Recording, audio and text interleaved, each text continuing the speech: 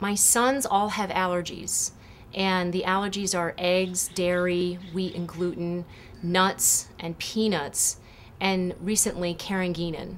And now the first allergies, dairy, eggs, gluten, nuts, I had heard of those before. I have friends who have kids with those allergies, and even though we don't like it, I just sort of put up with it. But the latest allergy, carrageenan, my son got a big red line around his mouth. It flared up for about 2 weeks. And we didn't know what it was at first for about actually 7 or 8 months until we took him to an alternative doctor. What the doctor told me was that the inflammation around his mouth actually is a warning sign, like a red light, that there's inflammation going on in the stomach. And when we found out it was carrageenan, I was like, a Karen what in? This is not something I'd ever heard of before. So I really started to research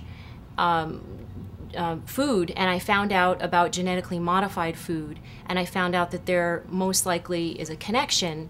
And in my experience, I'm very sure that there is a connection. Because what I found out is that genetically modified food is actually a foreign protein.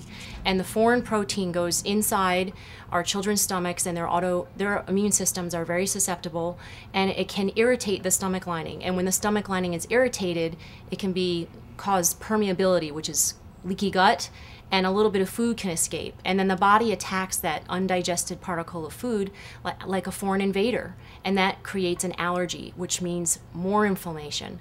And that inflammation, what I found out, is that inflammation can cause stomach ulcers. It's called stomach ulceritis. And stomach ulcers can cause stomach cancer. And that was obviously not okay with me.